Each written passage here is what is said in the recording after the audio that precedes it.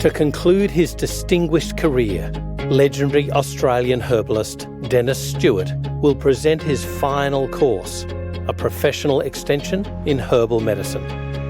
Commencing on the 23rd of November 2019, this 12-day intensive course will be held over a period of 12 months on the New South Wales Central Coast. This will be your last opportunity to participate in detailed learning with Denis, covering relevant, effective herbal prescriptions to treat an expansive range of conditions. For more information and to register, please go to lakespa.com.au.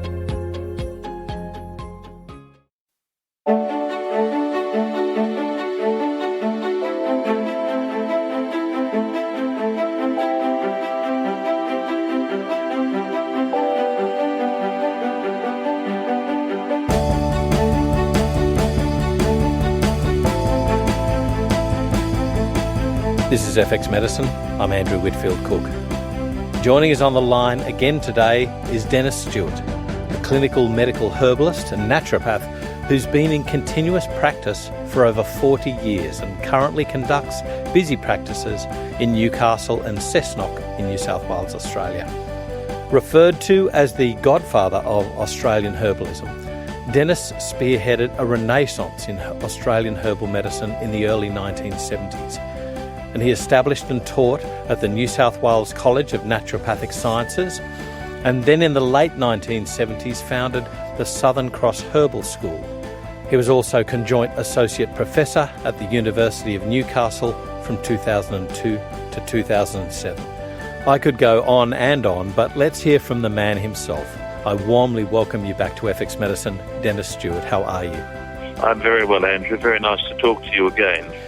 Now, we're going to be indeed discussing today the Australian Renaissance in herbal medicine. So I think we need to go back in history, though. You've been in practice for 40-odd years. You would have seen some changes. Yes. Look, Andrew, I have seen some remarkable changes, and fortunately I've had the real privilege of being able to be part of that change and to participate in that change. I was there at the beginning, and I'm still here now observing the change going on. So, Denis, what about the types of herbs that you've seen from your early years to now? I mean, we've seen some herbs like comfrey and coltsfoot taken off the herbal register, and we've seen a change in, I guess, the expectations of herbal medicine practitioners over the years as well with regards to the products that they have available to them.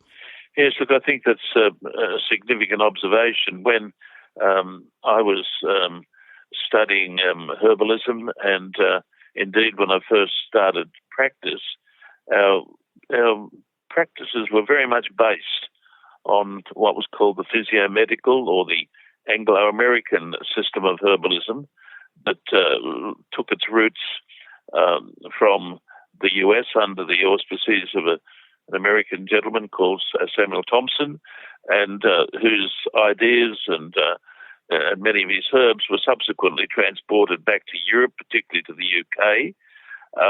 So the herbs that characterised my practice in the early days were strongly physiomedical herbs, that is, herbs associated with this significant development in herbal medicine, the development of a style of herbalism incorporating a significant number of American herbs, many American herbs indeed, as you would expect, but also being blended with the herbs of Old England and Europe generally.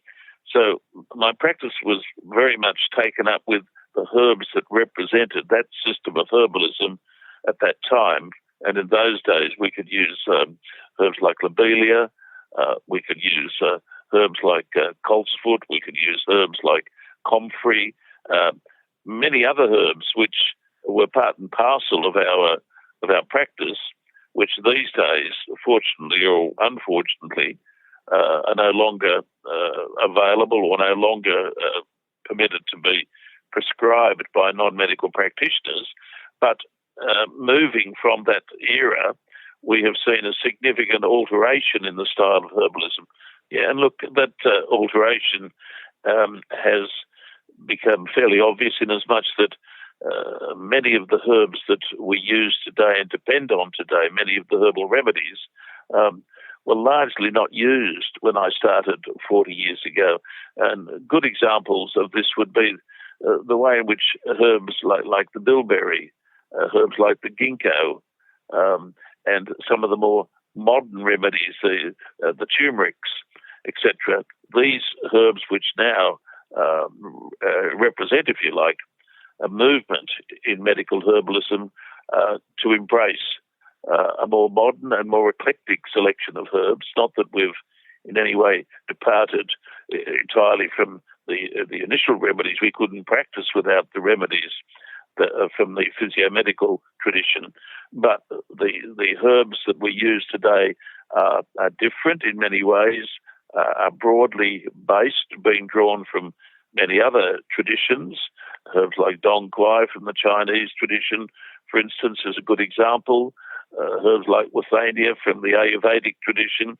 These herbs now play a significant role in the practice of herbalism. So it's moved, if you like, from a strong Anglo-American base with all the remedies that went with that to a much more eclectic system of herbalism today. Now, you said the word eclectic. Does the physiomedicalism style come from the eclectic physicians in the early... Yes, look, there were a good group of practitioners in the US known as eclectics, and these were practitioners that were essentially eclectic. They took on board herbal medicine, certainly, but they also practiced other modalities. Many of them were, in fact, medical practitioners. Yeah, doctors, yeah. But who preferred to be known as eclectic in as much that they blended with their medical approaches and their medical remedies and medical procedures the use of other modalities, particularly herbal medicine. And from the eclectics, particularly people, I think Ellingwood was a great member of the eclectic team, we get some of the best monographs of the American selection, if you like. You were also mentioning about a different use, if you like, of ginkgo, of bilberry, and of turmeric. Yes. You know, turmeric is probably the biggest one for me. Now it's anti-inflammatory, anti-cancer, if you like. But to me, it's been pigeonholed as an osteoarthritic or an allergine, if you like. But what are the other uses that we used to use turmeric for? Well, I think we have to be cautious here when we're looking at any herb, that we don't just try to pigeonhole it and see it being only used for one condition based on only one active principle that's been located in the herb. My use of turmeric is broadly based. Certainly, I still would use some of the more modern preparations or modern forms of it, which do emphasize, if you like, the presence of an active principle, the curcuminoids in the herb. But I also use the herb as part of a routine, a dietary program, a recommendation that is based on my understanding that the crude herb in its unconcentrated form has some ability, if you like, to work in the gastrointestinal tract, particularly as an agent to promote improved biliary flow, and also perhaps to set up a healthy environment within the large bowel, which would seem to be providing some resistance to some of the pathologies that afflict that area. So I use turmeric in a number of ways, but certainly I don't override its traditional use that is rooted in Ayurvedic medicine, which is spilled over, of course, into our system of medicine. You know, you make a really important point, because I indeed, you know, the historical use was, as you say, as a cholagogue, but I hadn't even thought about that it might be setting up a favourable gastrointestinal environment. Thank you. Yeah, yeah. Is the word. Look, there's a text that has helped me understand this fairly well by two Canadians, and it's called Foods That Fight Cancer by Bellevue and Gingras. That's a readily available text, which is a remarkable work, and I say remarkable. I hope I've pronounced the names of those gentlemen correctly. I think I'm right in mentioning the name of the text, but in that book there are select, I call them monographs or discussions on a range of foods and I would say herbs in some cases, which have been shown to have significant chemistries and traditions which explain an ability to be able to resist cancer. And with reference to the herb turmeric, there's a significant discussion in that text which points out that in countries where turmeric is regularly taken as part of the diet, there does seem to be some lesser incidence, particularly of serious pathologies of the large bowel. And I'm pretty impressed with that, and that would encourage me to believe that the herb has a wide area of use, perhaps when regularly taken as part of the diet, as it is in certain parts of, or all over South Asia. It has benefits in creating a healthier, maybe a stronger resistance to certain pathologies of the large bowel, as well as, of course, encouraging the whole mechanism of biliary production and biliary excretion. Yeah. What about St. John's wort? You know, there's another herb that's pigeonholed for depression and anxiety now, but indeed in the old days it was used for neuralgias. Yes, look, there's a lot of, how can you call it, a lot of discussion and a lot of opinions on the herb St. John's wort, both in herbal and homeopathic medicine. The herb has had a history of being useful for mild nerve-based pain. In the homeopathic literature, it implies an indication or a possible activity, even in subduing some levels of pain associated with what we call shingles. It has a history that is more than just what we see it being used for today. In our modern understanding or our modern usage of St. John's wort, which is very much dependent upon the European information and the European usage of it, it is presented as a mild psychotropic remedy with what Dr. Rudolf Weiss mentions in his book as having, if you like, mood stabilizing properties. Right. And that's the term that I like. I resist the categorization of St. John's wort as being an antidepressant because I think that's going a bit too far. Yeah. I think Weiss's terminology is better. It elevates the mood. It makes one a little bit more euphoric rather than just being a conventional competitor for antidepressant pharmacology. It's broader than that. And really, the multitude of its constituents together provide that benefit, in my opinion, rather than any one single active principle. Indeed, I mean, even with the German phytopharmaceuticals, we've gone through this active principle change, if you like, over the years. You know, we first thought it was one thing, then another. Now it's one of the most studied products out there, the ZE117 formula, has been shown not to have any action on CYP liver enzymes. Yes. So therefore, as you say, it can be quite safely used with other antidepressants for a mood stabilising effect. I think there's every likelihood that it could be a good companion, and certainly I have known patients that have used it as a means of coming down from stronger and more problematical antidepressant remedies. However, in situations like that, I always prefer that a patient work with their medical manager if they're going to append something like St. John's wort to a treatment of coming down from a mainstream antidepressant. I think to do justice to the patient and to do justice to the management of his condition, which is usually primarily under the direction of a general practitioner, is wise to have that relationship. Can I ask you, and I hope I'm not being rude here, but what about gelsmium?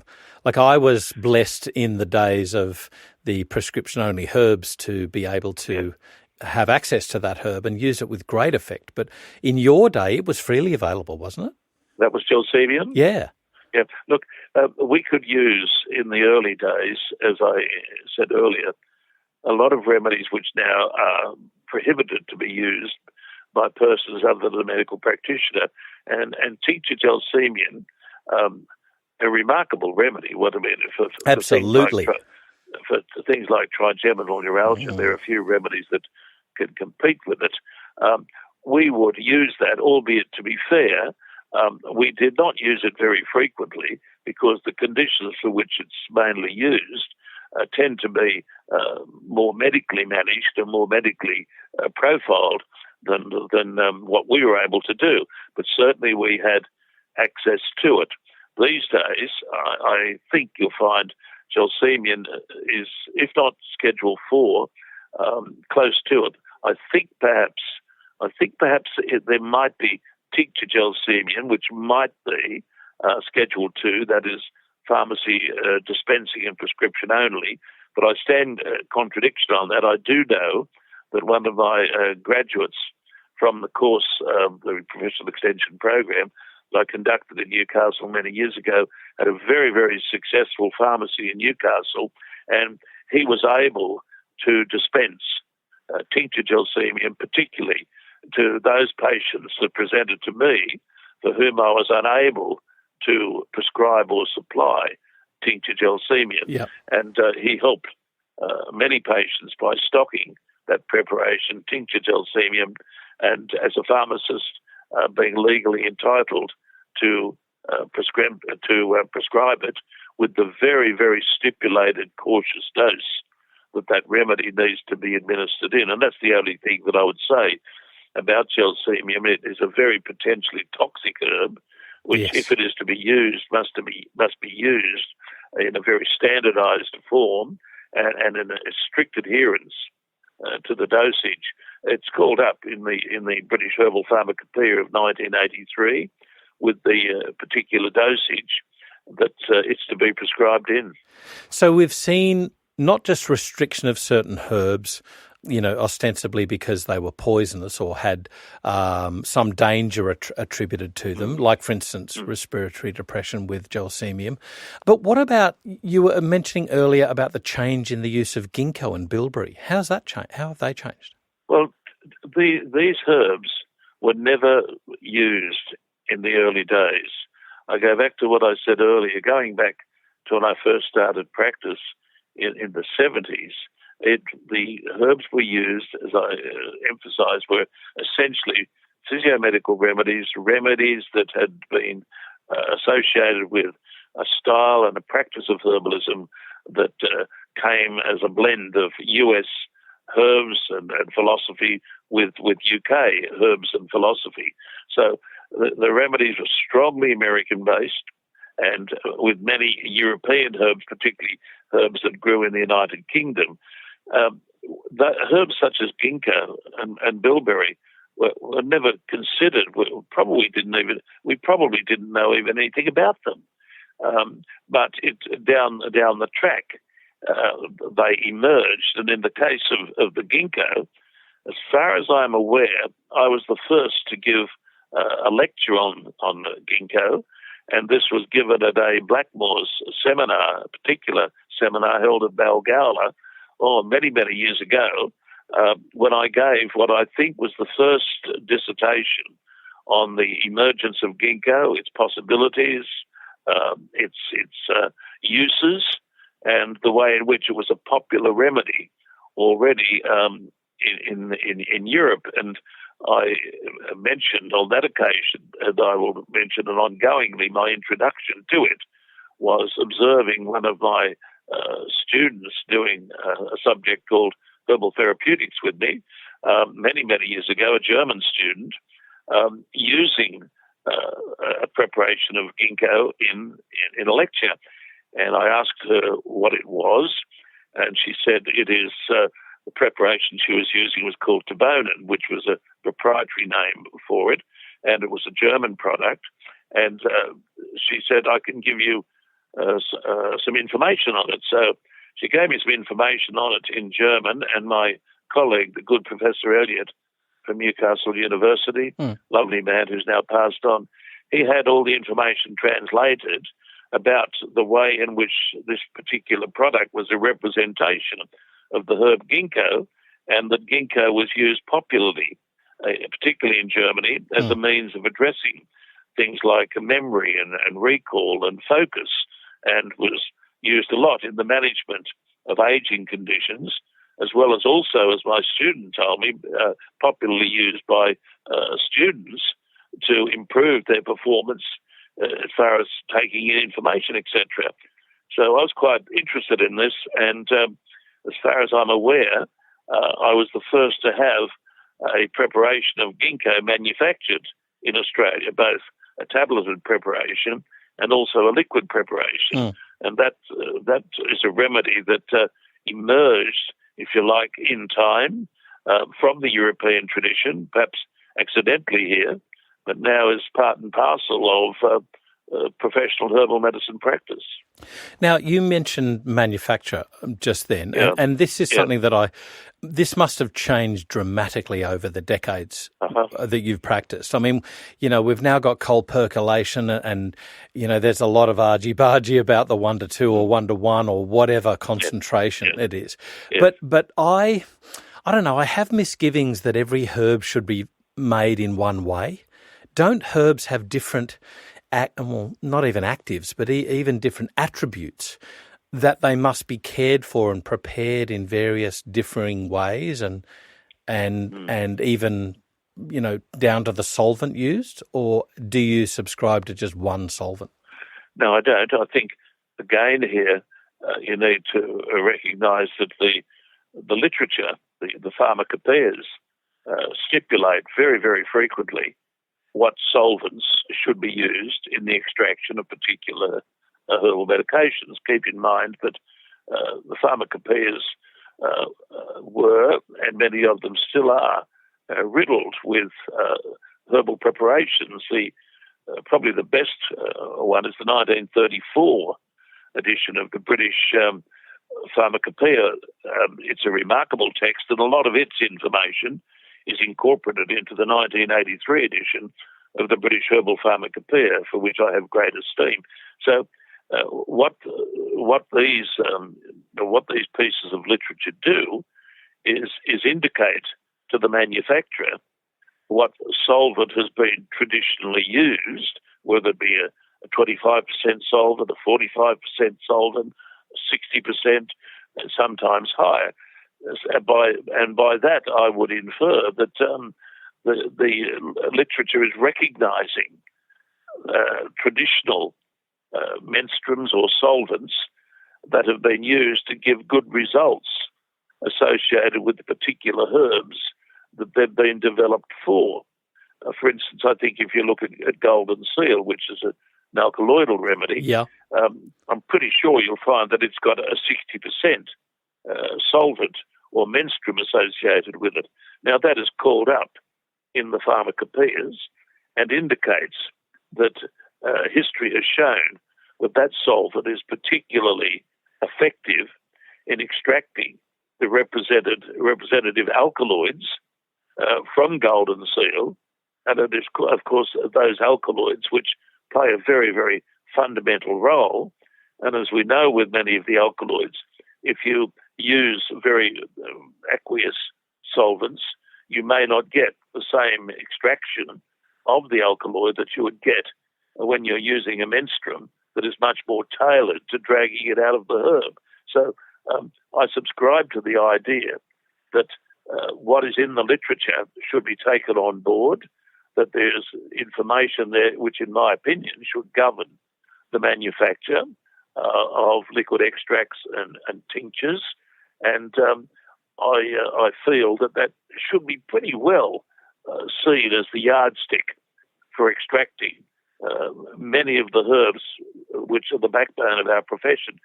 The solvents, the menstruum, are already called up in various monographs and, in my opinion, should be used confidently in order to get the best extract from it. Right.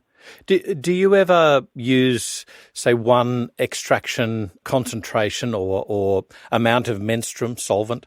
Let's say I'm going to use calendula here. A 40% alcohol extract for, let's say, an inflamed gut where you don't want to use too much alcohol versus a very high extract of alcohol, let's say 90%, where you get the resinous compounds coming out from the calendula that I might use for a topical application, let's say on herpes. Okay. Well, again, I think you'll find that if you're looking at calendula, and I stand contradiction on this, I haven't got the pharmacopoeia in front of me at present, I think you'll find that there is a tincture of calendula that has a very high alcohol solvent associated with it. Right. On the other hand, I think you'll find that there's a fluid extract of calendula which has a much less alcohol solvent. I think there's a case there for saying that both those preparations were targeting different treatment situations. Yeah.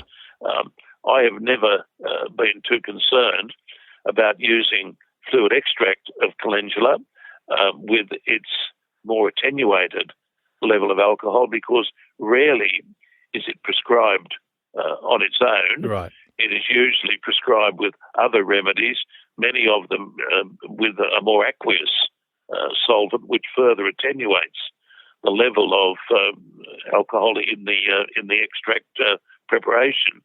So, but again, I come back to the point that I have never really found that in the dosages we use, and my prescriptions are generally 5 mils of a compound 3 times daily, incorporating usually 5 herbs, I've never found that in the varying levels of solvents in each of the herbs in that compound, that there has ever been any significant gut irritation or inflammation. Okay, so what other herbs have we lost touch with or forgotten? I mean, I'm thinking things like rauvolfia, for instance. Well, what I mean, rauvolfia is a herb that, as far as I'm aware, has never been part and parcel of the herbal medicine camp. Right. For very good reasons. What I mean, as you would know, it has a very reliable alkaloidal chemistry with very well-defined alkaloids in it, particularly reserpine, and it is still, in my opinion, one of the gems for managing hypertensive conditions, and unfortunately has been largely lost sight of here in Western or English-speaking medicine, in my opinion, largely because the herb in its traditional form has been bypassed, and preparations based on the isolated alkaloids took its place, and as a result, side effects emerged, which made the remedy fall into disfavour. Those side effects were not as easily generated when galenical preparations, that is, preparation of the whole herb, was used or taken. And I can remember, probably 20 years ago, referring patients in my practice to pharmacists or pharmacy colleagues who would stock various pharmaceutical preparations of rauvolfia that were based on the entire plant. And in certain parts of the world, those preparations are still available. I think a major drug company in India make a preparation, I think it's called Sapina, which is a galenical preparation, dose-related, which is used to manage hypertension. We were never able to use that when I started, because I think I'm not sure whether it was even in the medical procedure at that time. It must have been, because some pharmacies were stocking preparations. A few of them were stocking a couple of preparations of the whole herb. I would suspect that then It was scheduled. That was Schedule 4. A doctor could only dispense it and prescribe it, and a pharmacist could only dispense it or issue it. It was never something that we had access to, and as such has largely now fallen out of use as a result of the emergence of more medical antihypertensives. I never found this instability that was found with Rezapin, with rauvolfia. That's correct. Admittedly, That's correct. part of that goes with the responsible prescribing of this. So I guess my next question is to get into this herbal renaissance, and that is, what have we lost along the way about what we study with herbs? Because now we're pigeonholed, if you like, to only what we can use, so we don't even learn about these historically available herbs. Yeah, well, look, I think this is a pity because, again, I go back when I started practice, we were able to use, without any problems, convallaria or lily of the valley. It was a member of a trilogy of herbs that usually were taken into account by most medical herbalists at that time, hawthorn berry, cactus grandiflorus, and lily of the valley. They were the three remedies that we frequently prescribe for various cardiovascular conditions. A lot of the knowledge, even associated with convallaria, has been lost. And even though we are not permitted to use it, my contention is that medical herbalists should have an understanding of herbs that we have used in order to appreciate why they were used, something about their chemistry, and maybe their usefulness even in modern medicine today. I note when I read Rudolf Weiss's work, the English translation Herbal Medicine, he comes out very strongly in favour of tincture convallaria for managing some levels of cardiovascular disease. And I suspect that in Europe it is much more popularly used there than what it is in Australia, where even preparations of digitalis, which is the same team as convallaria, are perhaps not used as popularly as they were. My contention is that even though we may have lost some herbs and we are not able to use some herbs, we still need to have an understanding of the history of those herbs, their usefulness, how they work, and not let a knowledge of them die, which is perhaps already happening. Yes. So with regards to the herbal renaissance, Yes. what were the roots of it?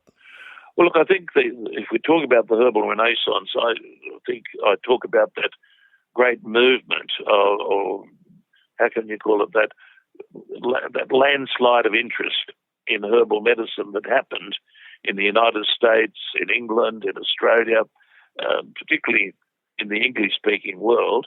And I reflect back on it, and I think a lot of it had to do with the social and political changes that were taking place, particularly in the US, and mainly associated with the Vietnam War, the emergence of the counterculture, where a lot of different lifestyles, different philosophies, objection to certain class values, objection to the way in which a particular model of medicine had been dominating in the West.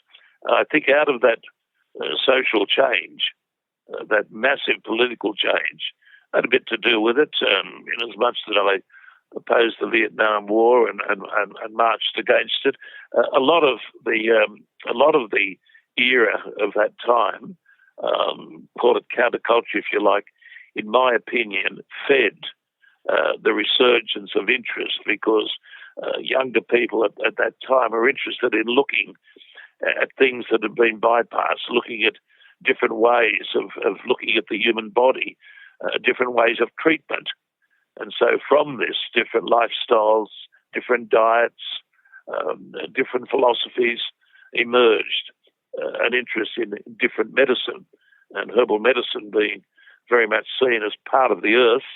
It coincided with this incredible and dramatic social change that occurred at that time. The herbal renaissance, in my opinion, emerged from that And even though the Renaissance now perhaps has petered out, it nevertheless came, in my opinion, from those events. Where was encouragement garnered along the way? Was it fed by, as you talk about this social change? It was almost a revolution, really. There was a wholesale questioning of those in power. Yes, do you think it was fed by the public, point. Therefore? Look, I think it was. Although interestingly, without mentioning any names, some of the people that helped me most to take up the teaching, the lecturing on, the demonstrating on herbs were people from, if you like, very privileged backgrounds, and some from the medical profession. What intrigued me at that time was that whilst there was this social change happening, there were a number of organisations and groups and individuals, particularly in Sydney, which was the heartland, in my opinion, of the herbal renaissance in Australia. There were groups of people that, paradoxically, coming from a different background, a different class structure, were very, very interested in herbs and interested in the history of them, the philosophy of them. And some of them in particular gave me great encouragement because they saw that I had somewhat of a gift in being able to talk about them and teach them and give demonstrations on them.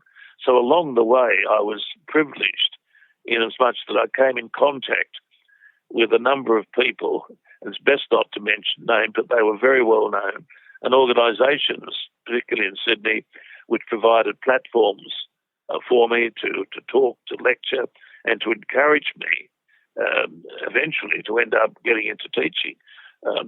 So there was encouragement from that source.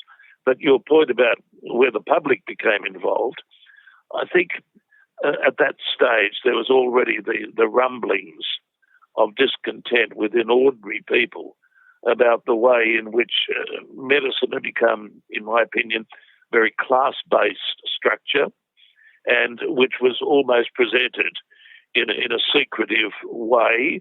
And at that stage, there was a growing awareness of the limitations of modern Western medicine and many of the side effects associated with the medications and procedures. So with this massive social change that took place at the emergence of the counterculture, there was also rumblings that took place in the ordinary public and a questioning of various ways of life, various class systems, and that also fed an interest in other healing modalities, acupuncture, osteopathy, chiropractic. They were always there, but they were fired by this change supported, as I've said, paradoxically by people in the medical profession in favoured positions, but also by a public that was becoming more and more aware of the need to criticise and analyse even the medical system at that stage. Right. Let's talk a little bit about the commencement of these teaching programs.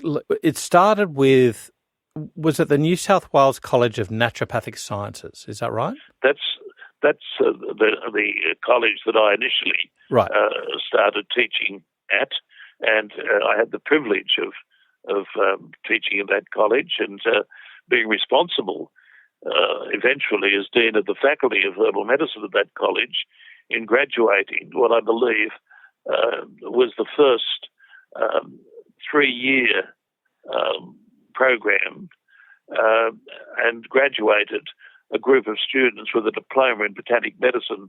That's how we referred to it in those days, the DBM, a group who had studied under me for 3 years as full-time, not part-time, but as full-time students at that college. And a large cohort of them, upon completing their diploma in botanic medicine, went on to form the backbone then of critical associations which would have died without their coming into membership. And what about the breaking away, if you like, the formation of your school, the Southern Cross Herbal School? Look, whilst I was very happy at the New South Wales College of Naturopathic Medicine, there were students who wanted to study outside of that, who wanted to have a more intimate level of association, who were not able to study full time. And so I took on board the point that it was time for me to establish my own teaching platform. And as such, I formed Southern Cross Herbal School and began to teach a Diploma of Medical Herbalism course. That's how we referred to it, the Dipmed Herb, a Diploma of Medical Herbalism course, initially, interestingly, at Glebe, where I taught it on a nighttime, part-time basis, and very happily taught it there with Dorothy Hall down the road teaching her style of herbal medicine at Balmain, and me teaching my style at Glebe. So the Southern Cross Herbal School graduated some of its first graduates with a Dipmed Herb from my teaching program that was conducted at the Glebe Town Hall as a part-time program.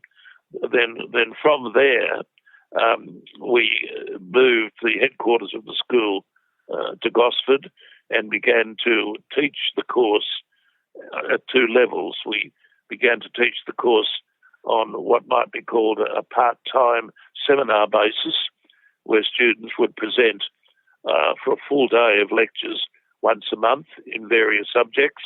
And at the same time, we also were teaching the program in conjunction with Nature Care College, where Southern Cross Herbal School would present a herbal medicine component of their naturopathic diploma course.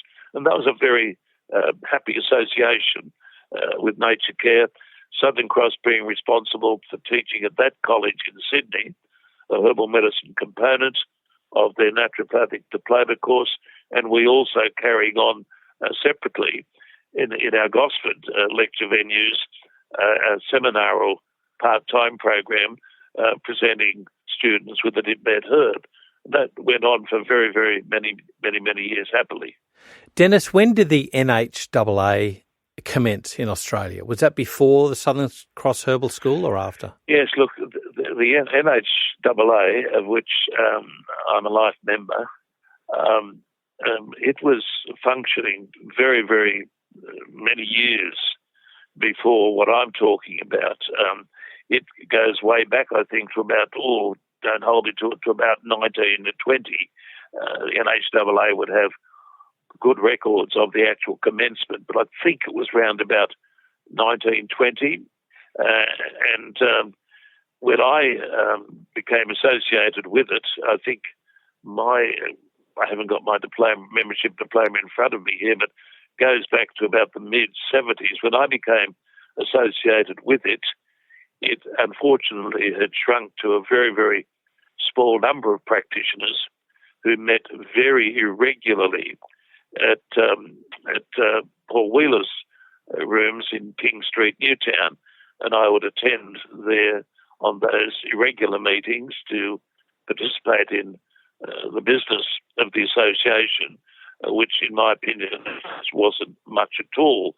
When I became associated with it initially as a student member, it was a rump of very elderly men, many of whom were very successful practitioners, but very small number of them, and in my recollection, not very keen to share some of the information that they had on which their practices were built.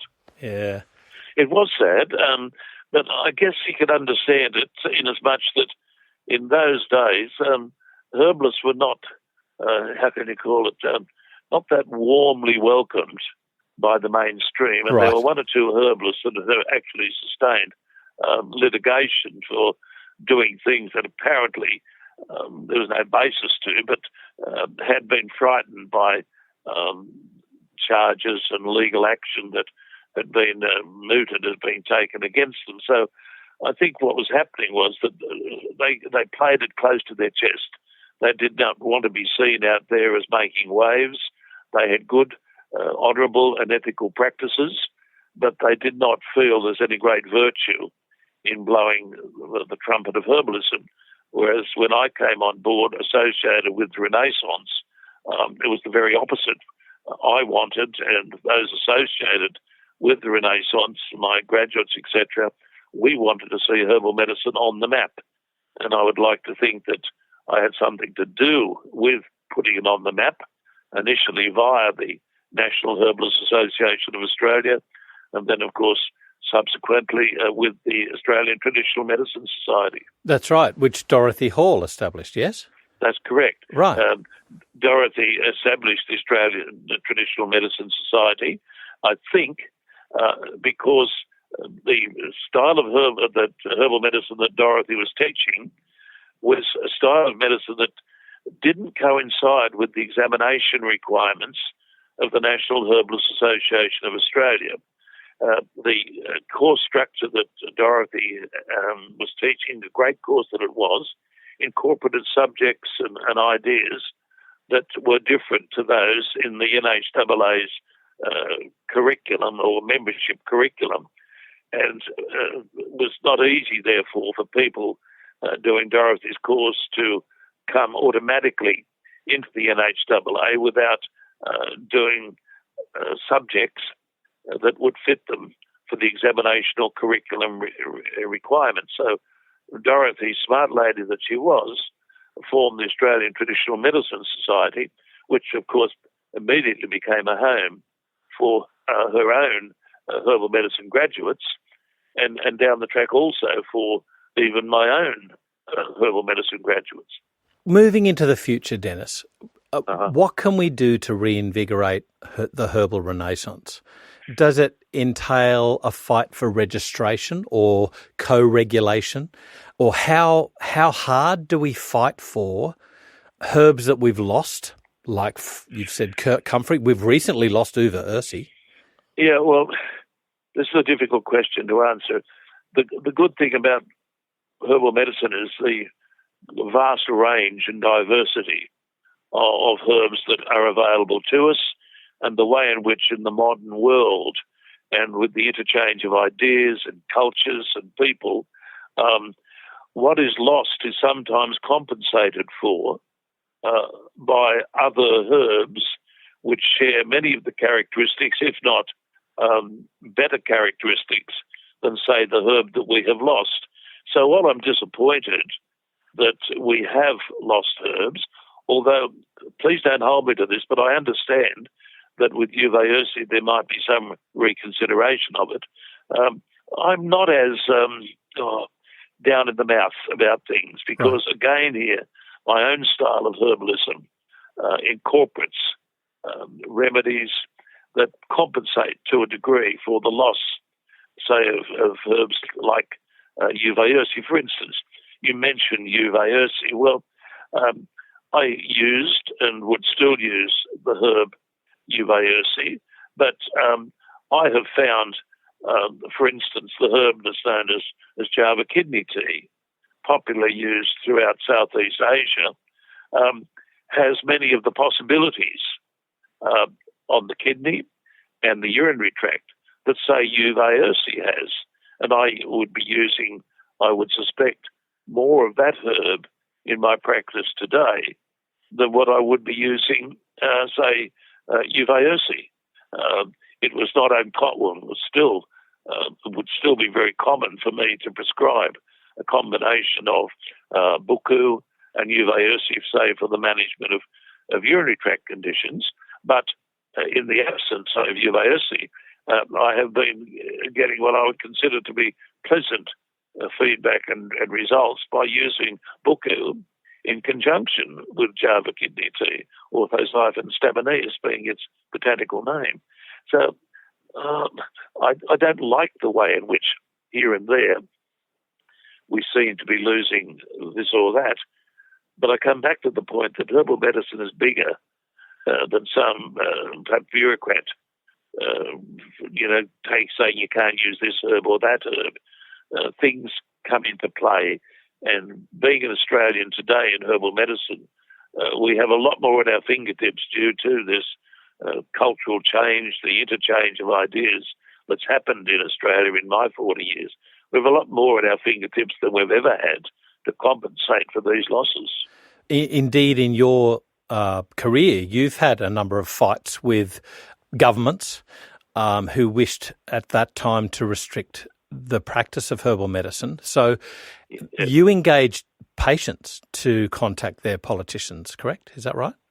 I think that what I have done has been represented by most of the associations, that when we have been seemingly threatened by government bureaucracies, when bad press has emerged that we feel is unfounded, I, together with the associations, have encouraged my patients to put paper to pen and to express their dissent from intentions that would be against the best interests of ongoing natural or herbal medicine.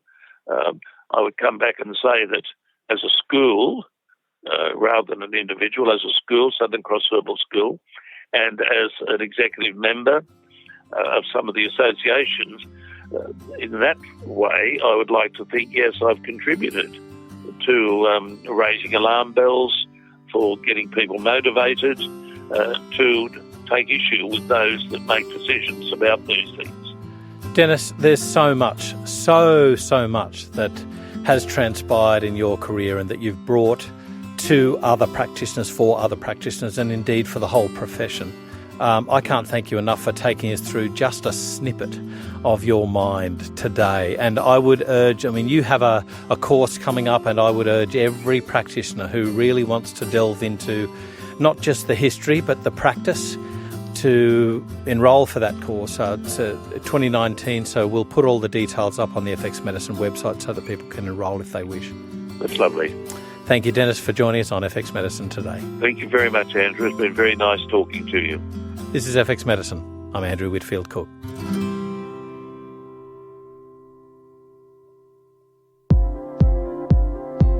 FX Medicine is your gateway to news, resources and information on the safe, evidence-based approach to practicing complementary and integrative medicine. Visit fxmedicine.com.au to sign up for e-news and stay up to date with the latest research, podcasts and industry information.